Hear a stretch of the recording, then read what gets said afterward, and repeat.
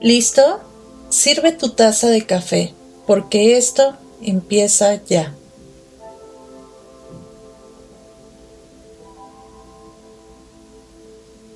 Bienvenidos y bienvenidas a Café Express, ideas en 15 minutos. Yo soy Moon y seré tu barista de ideas en los próximos minutos.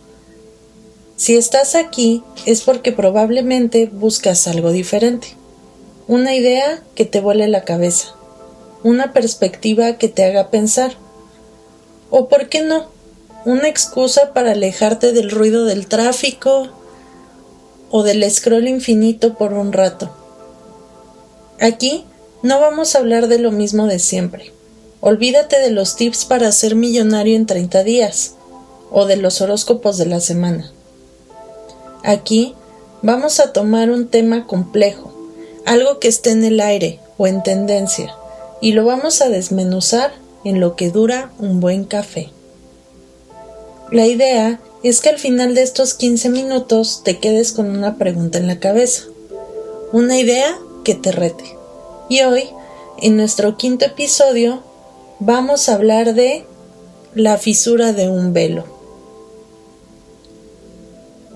México, un país que late con una intensidad que pocos en el mundo pueden comprender.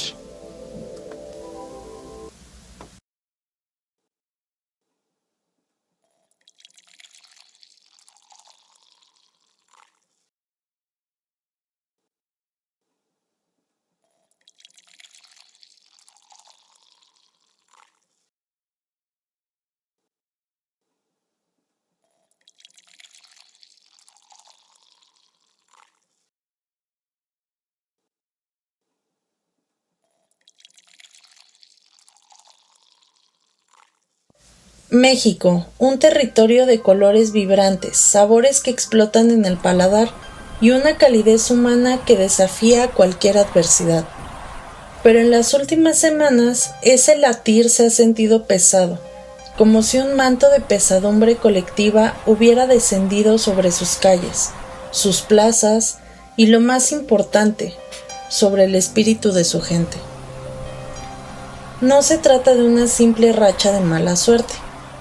A partir de septiembre de este año, una sucesión de eventos ha actuado como un espejo brutal, obligando a la sociedad a mirar de frente realidades que, en el ajetreo del día a día, preferiría simplemente relegar al ruido de fondo. El velo de la normalidad, tan frágil y delgado, se ha rasgado, y la luz que se cuela por esa rendija es cruda, directa y tremendamente incómoda. Es fácilmente comprensible incluso querer apartar la mirada. El agobio de la vida personal, la lucha por llegar a fin de mes, el estrés del trabajo y la familia, son ya una carga lo suficientemente pesada como para cargar también con el peso de un país entero. No es falta de empatía, es un cansancio existencial que cala hasta los huesos. Imaginemos la siguiente escena. Una persona que se levanta a las 5 de la mañana después de una noche de sueño inquieto. Se prepara para un trayecto que, en el mejor de los casos, es una odisea. Sube a una combi o al metro, un espacio donde la dignidad a menudo se comprime junto con los otros cuerpos. Llega a su trabajo, donde se espera que además de todo rinda al máximo, sin importar que una lluvia torrencial haya convertido la ciudad en un caos, o que una manifestación haya cerrado las avenidas principales. La respuesta del mundo laboral es un eco sordo, sal más temprano. Se repite una y otra vez, como si la solución a los problemas estructurales de una metrópoli fuera una simple cuestión de gestión individual del tiempo. Esta desconexión entre la realidad vivida y las demandas del sistema genera una sensación de miseria silenciosa y un resentimiento que se acumula en el silencio. Existe un desfile de sombras. Cuando la anécdota se convierte en patrón, lo que ha sacudido a México no es un hecho aislado, sino una cadena de eventos que, vistos en conjunto, dibujan un mapa de la descomposición. Cada caso no es una noticia suelta, es un capítulo de la misma historia trágica. Todo comenzó con una explosión que hizo temblar la tierra, una pipa de gas, un artefacto que debería de ser sinónimo de seguridad y regulación. Se convirtió en un instrumento de muerte. La tragedia no terminó con los heridos y los daños materiales.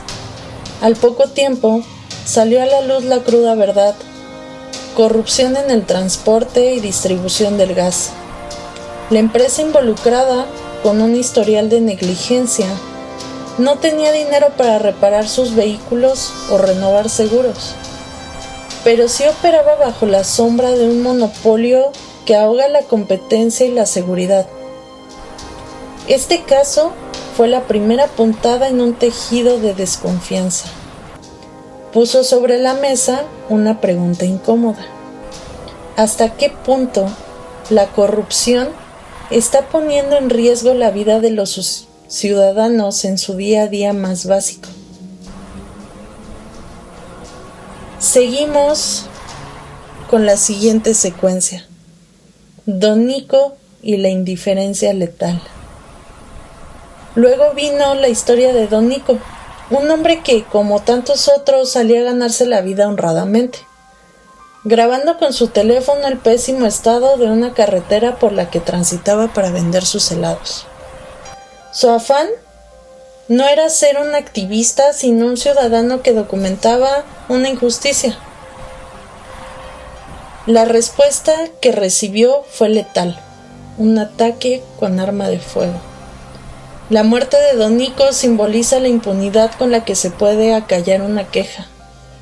Mandó un mensaje escalofriante: incluso el acto más pacífico de denuncia puede costarte la vida si perturba los intereses de los poderosos, ya sean criminales o autoridades. Su caso es un recordatorio de que la violencia no solo es física, es también la violencia de la indiferencia ante una infraestructura que se cae a pedazos. Posterior a esto, tenemos a Carlos Gurrola y la perversión del entorno laboral. Ya que si la historia de Don Nico hablaba de la violencia en el espacio público, la de Carlos la llevamos al corazón del espacio privado. El trabajo, el moving o acoso laboral es un fantasma que muchos conocen, pero lo que le sucedió a Carlos lo llevó a un extremo macabro. Una broma que terminó con su vida al beber una bebida adulterada con desengrasante. Este caso destapó la podredumbre que puede existir en las dinámicas laborales tóxicas, donde la crueldad se disfraza de camaradería. Habla de una profunda falta de valores y de una deshumanización tal que la vida de un compañero se convierte en un objeto de burla. Como escribió Fernando Savater en su obra Ética para Amador: lo contrario del respeto es la vejación, el desprecio, la humillación. Carlos Gurrola fue vejado hasta la muerte, y su caso obliga a reflexionar sobre los límites de la convivencia y la responsabilidad de los entornos laborales. Y así llegamos a la siguiente historia de esta crisis. La crisis tomó el campo. Las manifestaciones por las desapariciones, un dolor lacerante y permanente en México, se encontraron con la lucha de los agricultores. El detonante fue el asesinato de Bernardo Bravo, el líder limonero de Apatzingán, quien se había atrevido a plantar cara al crimen organizado, y su cobro de piso a los citricultores. Su muerte no fue un ajuste de cuentas abstracto, Fue un mensaje directo para todos aquellos que osen defender su tierra y su sustento. Esto provocó una explosión de rabia contenida, los cierres de vialidades por parte de los agricultores, demandando un precio justo por su cosecha y justicia por Bernardo. Mostraron que el hambre de dignidad es tan poderosa como el hambre de pan. Durante 3 semanas, la Ciudad de México fue testigo de un estallido social multicolor, derivando en hasta 33 movilizaciones en un solo día. Era un mosaico del descontento, en temas que iban desde la salud, la seguridad, el transporte, el agua, las desapariciones, la solidaridad con Palestina, pagos que no se han realizado a trabajadores del Estado. La ciudad se convirtió en un megáfono de todas las frustraciones. Y no conforme con todo esto, la gota que derramó el vaso fue el asesinato de Carlos Manzo. Cuando parecía que la ola no podía crecer más, llegó el asesinato de Carlos Manzo en Uruapan, Michoacán. Un ataque armado en un evento público, poniendo en riesgo a su pequeño hijo y a los civiles que asistían al evento. La noticia generó una indignación aún mayor porque se supo que el gobernador había sido advertido de las amenazas del crimen contra Manzo, y al parecer optó por ignorarlas. La respuesta de la presidencia, afirmando que se le había proporcionado un equipo de seguridad, sonó para muchos como un placebo, un intento vacío de apaciguar una demanda de seguridad estructural con una solución cosmética. El Palacio de Gobierno de Michoacán amaneció con destrozos, un acto de rabia pura y desesperada, que clamaba por la destitución de un funcionario percibido como negligente. Y es que a raíz de todos estos eventos, el cansancio se transformó en acción. Surgió entonces un fenómeno de la generación Z. De todo este cultivo de indignación, frustración y dolor, emergió una fuerza nueva. Este grupo autoproclamado como Generación Z ha trascendido de la etiqueta generacional. Ha convocado una marcha nacional para el 15 de noviembre, exigiendo la destitución de la presidenta. Es crucial entender que este movimiento no es un capricho, sino la cristalización de un agotamiento colectivo. No de una generación. Es un estado de ánimo. Es la personificación de un país que dice hasta aquí. Momento de detenernos un segundo para traer datos que sostienen todo lo anteriormente mencionado. Según el índice del Institute for Economics and Peace, en su Mexico Peace Index del 2025, entre 2015 y 2024, la tasa nacional de homicidios aumentó en un 54.7%. Los crímenes cometidos con armas de fuego crecieron un 71.2% en ese mismo periodo. En 2024, se estimó que el costo económico de la violencia alcanzó hasta el 18% del Producto Interno Bruto, equivalente a 4.5 billones de pesos.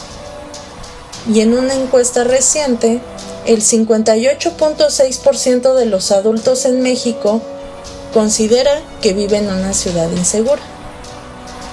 Estos números no son cifras frías, son el eco de vidas que se sienten vulnerables, de jóvenes que ansían un proyecto de vida, de personas que ya no desean solo sobrevivir, sino existir con dignidad. Y hasta este momento hemos hablado de datos y cifras a modo de queja. Pero más allá de esa queja, se necesita un plan integral. ¿Pero esto es una utopía o una necesidad? Es la pregunta del millón. la que resuena en cada cafetería y cada conversación familiar.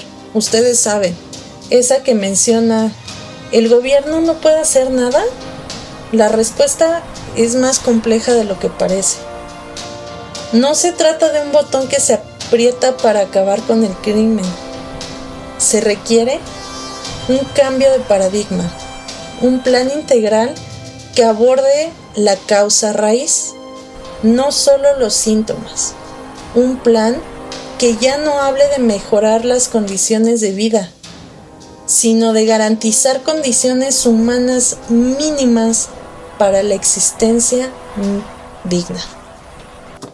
Empezando quizá con el problema más fuerte, la descentralización de la Ciudad de México. México es un país centralista hasta la médula. Todo el poder económico, político, educativo y cultural se concentra en la Ciudad de México. Esto genera un imán que atrae a millones, saturando la ciudad hasta un punto de asfixia. La solución no es mejorar el transporte en la Ciudad de México, sino llevar las oportunidades a los estados. Y te preguntarás, ¿cómo? Con incentivos fiscales agresivos, ofreciendo beneficios reales a las grandes corporaciones para que trasladen sus sedes o abran filiales de gran tamaño en ciudades como Puebla, Querétaro, Guadalajara, Monterrey o incluso en capitales estatales más pequeñas. También se necesitan universidades de excelencia en el interior, crear polos de desarrollo educativo fuera del Valle de México.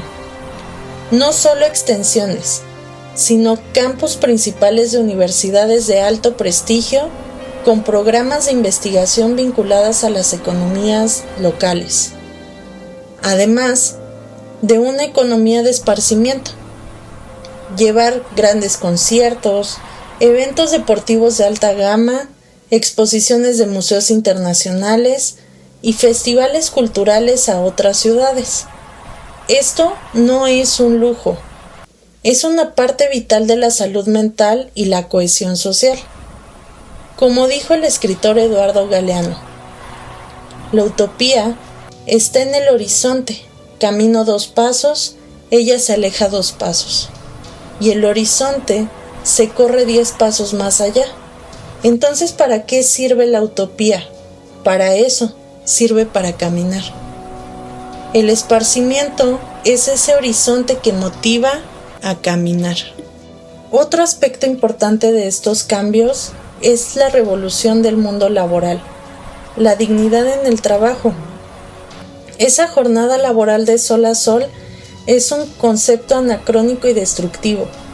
Jornadas de 40 horas reales, legislar y hacer cumplir la ley, pero ir más allá, fomentar la flexibilidad para madres y padres de familia, con horarios compatibles con la vida escolar.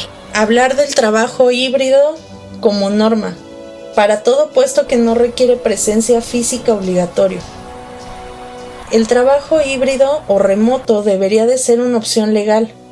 Esto reduciría drásticamente el número de personas en el transporte, disminuiría el estrés, mejoraría la calidad del aire y devolvería tiempo de calidad a las familias, ya que según el Instituto Nacional de Estadística y Geografía, antes de la pandemia, los habitantes de la zona metropolitana perdían en promedio 3 horas y 20 minutos diarios en traslados. En cuanto al trabajo, también es importante hablar de la revalorización salarial.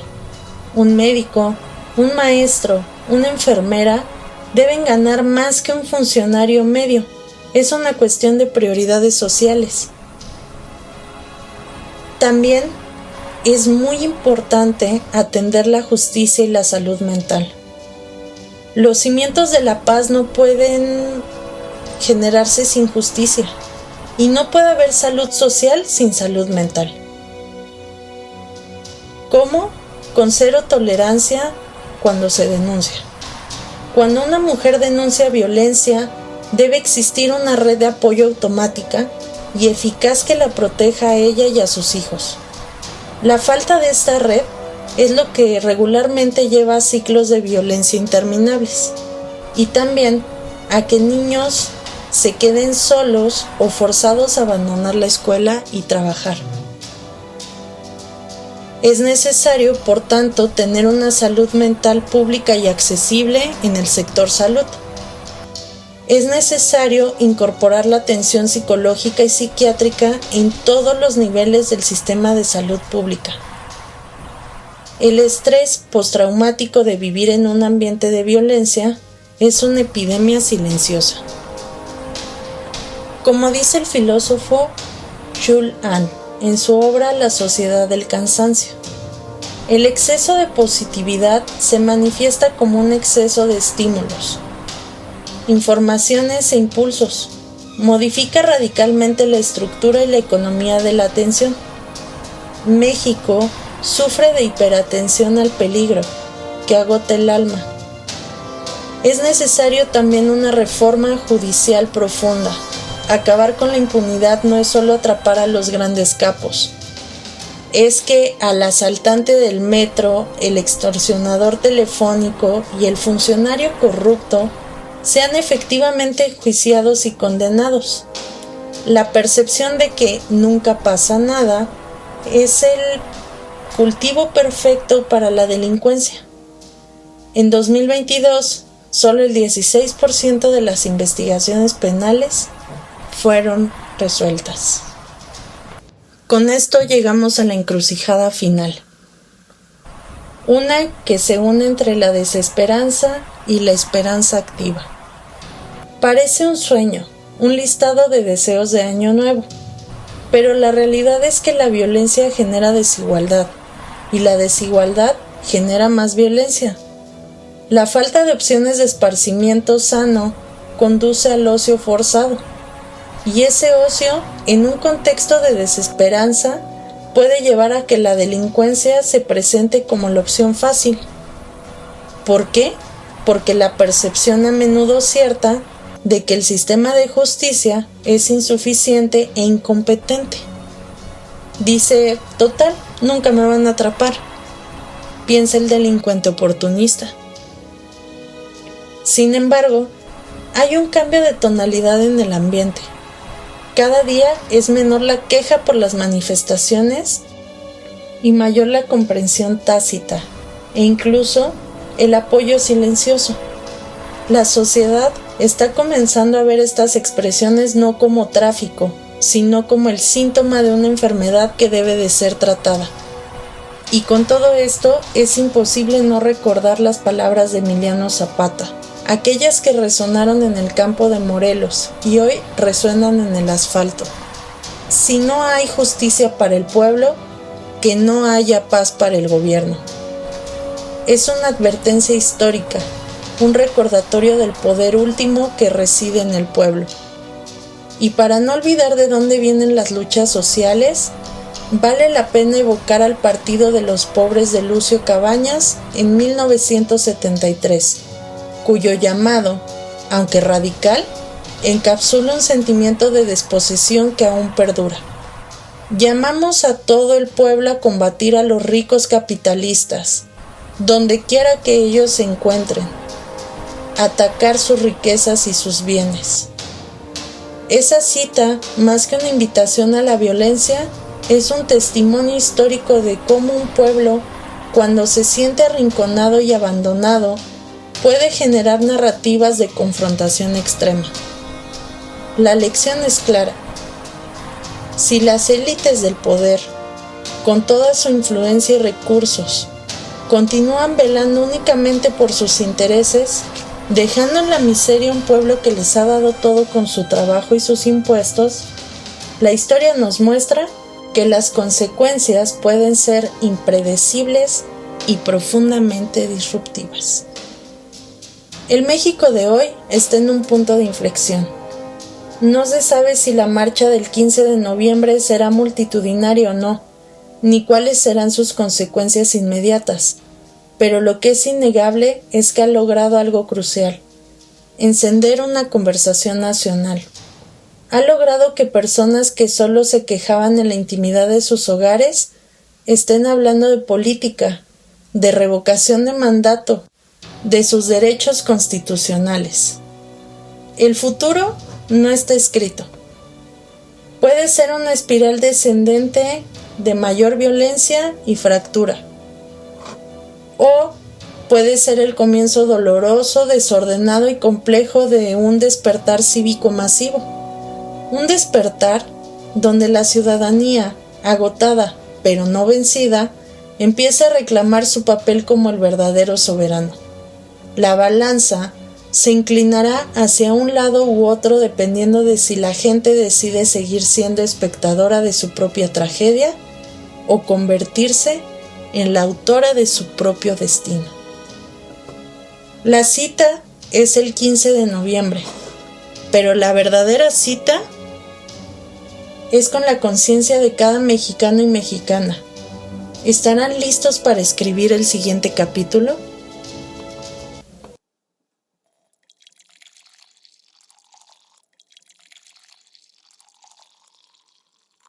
Gracias por acompañarme en este café de ideas. Si te gustó este episodio, compártelo, suscríbete a nuestras redes sociales que te comparto en la descripción y sobre todo, quédate con la pregunta que te dejé. ¿Estás dispuesto a convertirte en el autor de tu propio destino? Nos vemos la próxima vez en Café Express. Ideas en 15 minutos. Yo soy Moon, tu barista de ideas, sirviéndote otra taza de buen café. Hasta entonces.